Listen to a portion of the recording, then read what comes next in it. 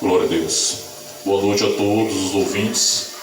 Eu saúdo a amada igreja com a paz do Senhor Jesus.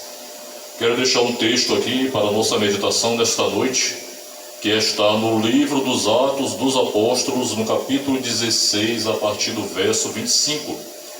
E assim diz o texto sagrado: E perto da meia-noite, Paulo e Silas oravam e cantavam hinos a Deus, e os outros presos os escutavam. E de repente sobreveio um tão grande terremoto que os alicerces do cárcere se moveram, e logo se abriram todas as portas, e foram soltas as prisões de todos. E acordando o carcereiro e vendo abertas as portas da prisão, tirou a espada e quis matar-se, cuidando que os outros presos já tinham fugido. Mas Paulo clamou com grande voz, dizendo: Não te faças nenhum mal, que todos estamos aqui. E o carcereiro, pedindo luz, saltou dentro, e todo trêmulo se prostrou ante Paulo e Silas. E tirando-os para fora, disse: Senhores, que é necessário que eu faça para ser salvo? E eles disseram: Crê no Senhor Jesus Cristo e serás salvo, tu e a tua casa. Glória a Deus. Esse texto aqui nos fala, meus queridos, de várias verdades. Mas antes é necessário examinar o contexto que Paulo e Silas, os servos do Senhor, se encontravam numa cidade chamada Filipos, que era uma colônia romana.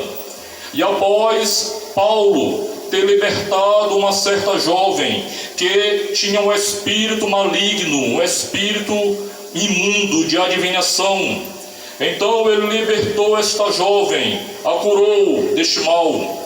Então aqueles homens da cidade de Filipos, com ódio, com inveja, porque aquela mulher também lhes dava muito lucro, resolveram então levar Paulo e Silas aos magistrados daquela cidade. E ali os magistrados resolveram então açoitar a Paulo e Silas, e depois os lançaram na prisão. E aqui o carcereiro ficou responsável pela segurança daqueles homens. E o texto aqui começa nos dizendo que, e perto da meia-noite, Paulo e Silas oravam e cantavam hinos a Deus. E quando nós olhamos para esse versículo 25, do capítulo 16 do livro de Atos dos Apóstolos, nós observamos algo aqui maravilhoso. E eu quero enfatizar que Deus, Ele usa as circunstâncias adversas, Deus usa o sofrimento para que o seu santo nome seja glorificado através da vida dos seus servos. E foi isso que aconteceu.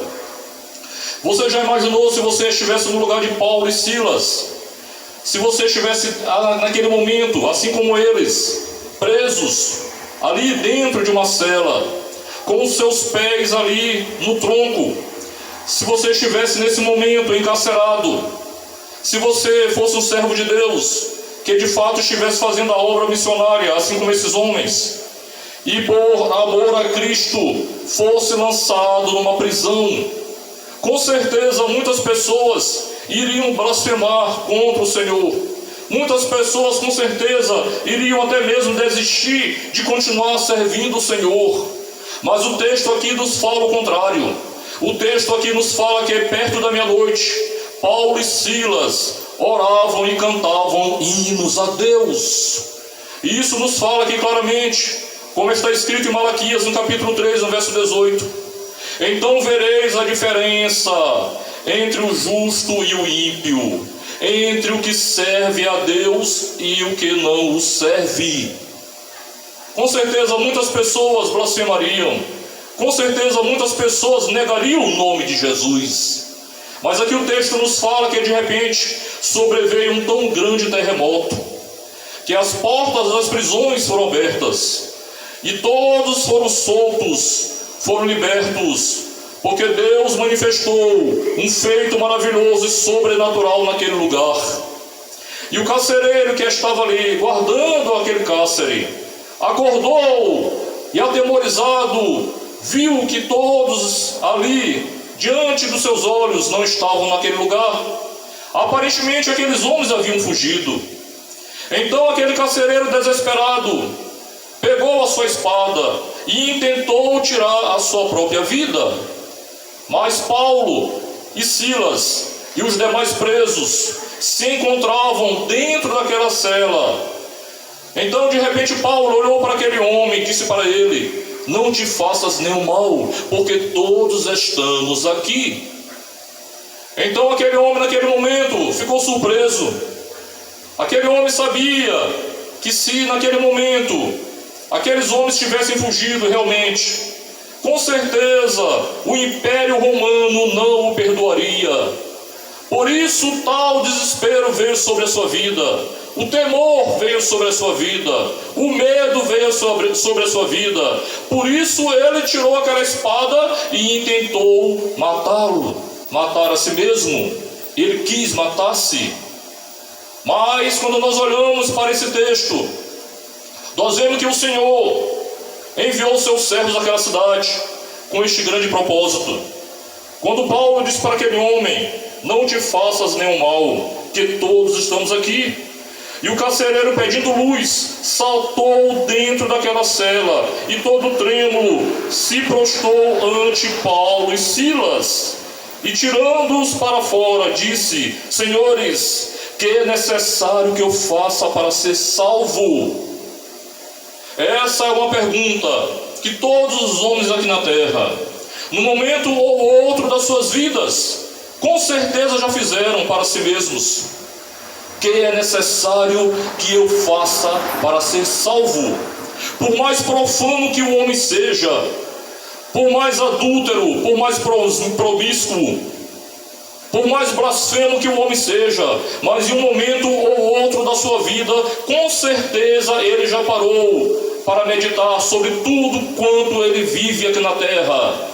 E se de fato há uma vida eterna, se de fato há uma salvação, e com certeza você, meu amigo, você, minha amiga, em um momento ou outro da sua vida, já parou para refletir e perguntar-se para si mesmo: que é necessário que eu faça para ser salvo? Será que eu tenho que peregrinar? Será que eu tenho que andar de joelhos? Será que eu tenho que me autoflagelar? Será que eu tenho que buscar em uma imagem feita por mãos humanas, esculpida por mãos humanas, que tem olhos, mas não veem, que tem boca, mas não fala, que tem ouvidos, mas não ouvem, que tem mãos, mas não apalpam, que tem pés, mas não andam, conforme está escrito aqui no texto sagrado, em Salmo 115, do verso 4 a 8? Será que eu tenho que me explodir e me tornar um mártir, para que a minha nação me veja como alguém que foi importante, que crê numa suposta vida eterna, num suposto paraíso? Será que eu tenho que me autoflagelar? Será que eu tenho que subir até as montanhas? Será que eu tenho que, um momento ou outro da minha vida, viver de acordo com os preceitos humanos? Qual será o sacrifício? O sacrifício, um holocausto, sacrifício pelos seus pecados, pela expiação dos pecados aqui na terra, oferecer 1000 holocaustos, 2000 holocaustos, oferecer vários sacrifícios, mas como a Bíblia nos fala também, se você fizer um sacrifício, você, de fato, será que você vai alcançar a vida eterna? Como está escrito em Eclesiastes no capítulo 5, no verso 1, que fazer sacrifício de tolo para o Senhor nosso Deus, que isso não lhe agrada? Então, meus queridos, a pergunta que este homem fez, aquele carcereiro: senhores, que é necessário que eu faça para ser salvo? E a resposta que eles disseram para ele: crê no Senhor Jesus Cristo e serás salvo, tu e a tua casa. Porque está escrito em João capítulo 14, verso 6: eu sou o caminho e a verdade e a vida, e ninguém vem ao Pai senão por mim. Está escrito em Atos 4,12: em nenhum outro nome há salvação, em nenhum outro há salvação debaixo do céu, e nem outro nome há dado entre os homens pelo qual devamos ser salvos. 1 Timóteo capítulo 2, verso 5: porque há um só Deus e um só mediador entre Deus e os homens, Jesus Cristo, homem. João capítulo 1, versos 3, nos fala que todas as coisas foram feitas por Ele, e sem Ele nada do que foi feito se fez.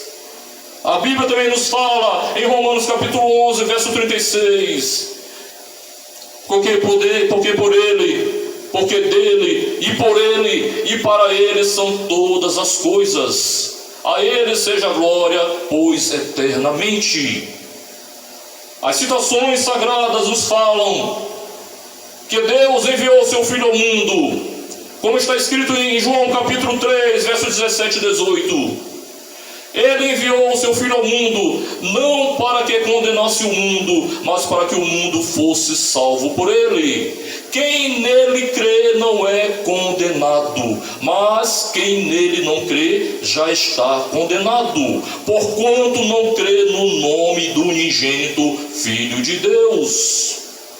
A Bíblia nos fala, queridos, que não há outro meio, não há outro acesso, não há outra porta. Em João capítulo 10, no versos 9 está escrito: eu sou a porta, e aquele que entrar por mim será salvo, entrará e sairá e achará pastagens. Ele é a porta da graça, Jesus Cristo, o único mediador entre Deus e os homens. Agora há pouco mesmo, nosso amado aqui pregou sobre os dois caminhos, as duas portas, os dois acessos. Um caminho estreito que leva à vida eterna, e o outro a porta larga, que é larga e espaçosa, e o caminho que conduz à destruição, à perdição, à condenação. Na cruz do Calvário, Jesus estava do lado de Dimas e Gestas, aqueles dois malfeitores. Duas escolhas aqueles homens tinham para fazer. E um deles escolheu a vida eterna, e o outro escolheu a condenação eterna. Porque um entendeu que Jesus tinha o reino. Senhor, lembra-te de mim quando vieres em teu reino. E qual foi a resposta do Senhor? Rapaz, tu pecou demais, não tem mais jeito para ti.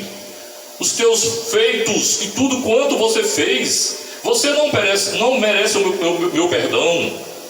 Absolutamente não. O Filho de Deus naquele momento disse: em verdade te digo, que ainda hoje estarás comigo no paraíso. Jesus Cristo, conforme está escrito em Lucas 19:10, para isso se manifestou o Filho do Homem, porque o Filho do Homem veio resgatar e salvar o que se havia perdido. Ele ainda está nesta terra como advogado, mas amanhã ele virá como juiz. Enquanto o homem tem a oportunidade com fôlego de vida, ainda há esperança de salvação. Nosso amado pregou agora há pouco sobre o céu e o inferno. Lembrando de uma coisa, meu querido, minha querida, que o inferno só tem uma porta. O inferno não tem porta de saída, só tem porta de entrada. O inferno simboliza que o homem estará um dia banido para sempre da presença de Deus. Se o sofrimento aqui na terra é grande, se as aflições, as angústias, as dores, o desespero e todo esse sofrimento na vida de muitos é grande, imagine o que é viver na eternidade, banido da presença de Deus. A escolha é individual, a decisão é individual. Muitos fizeram más escolhas e pereceram. Infelizmente, é muito triste. Mas muitos pereceram por conta das suas más escolhas e pelas suas decisões e pelos seus achismos e pelas suas convicções humanas, por acreditarem, por estarem iludidos e enganados, e permaneceram assim até os últimos momentos das suas vidas. Mas Jesus Cristo está mais uma vez aqui neste lugar Assim como ele manifestou o seu poder ali naquela cidade de Filipos, usou a vida dos seus servos para que ali houvesse de fato a manifestação do seu poder e o propósito divino fosse manifestado na vida daquele carcereiro e de toda a sua família. Aquele homem creu no Senhor e foi batizado ele e toda a sua casa. E hoje nós estamos aqui mais uma vez diante de você, apresentando a você o plano divino de salvação, a vida eterna, a vida com Cristo, a vida com o Pai, a vida com o Espírito Santo, a eternidade, as moradas eternas, as bem-aventuranças eternas. Este carcereiro de desespero, de medo, de temor, pensou em tirar a sua própria vida. De nada ia resolver se aquele homem, naquele momento, tivesse feito isto. Assim como o sofrimento aqui na terra é grande para muitos, que intentam tirar até as suas próprias vidas, quero te dizer uma coisa, meu amigo: o sofrimento permanecerá e muito maior, porque o Senhor é Ele que tira a vida e a dá, faz descer a sepultura e faz tornar a subir dela. Homem nenhum na terra tem o direito de tirar a sua própria vida. O suicídio, ele não cessará o sofrimento do homem, muito pelo contrário, o sofrimento do homem perdurará eternamente. Porque está escrito: porque aos homens está ordenado morrerem uma só vez, vindo depois disso o juízo. Jesus Cristo está aqui nesta noite, te trazendo uma palavra, mais uma vez uma palavra de reconciliação, uma palavra de esperança, uma palavra de salvação.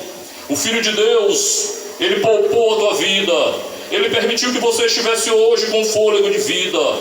Ele tem propósitos ainda para cumprir na sua vida, mas a decisão é individual, a escolha é individual. O Senhor não obriga ninguém a servi-lo, mas Ele tem os seus propósitos divinos, Ele tem os seus princípios divinos, que foram estabelecidos na sua palavra, porque Ele não é filho do homem para que minta, nem homem para que se arrependa. Porventura, diria Ele, não faria, ou falaria e não confirmaria?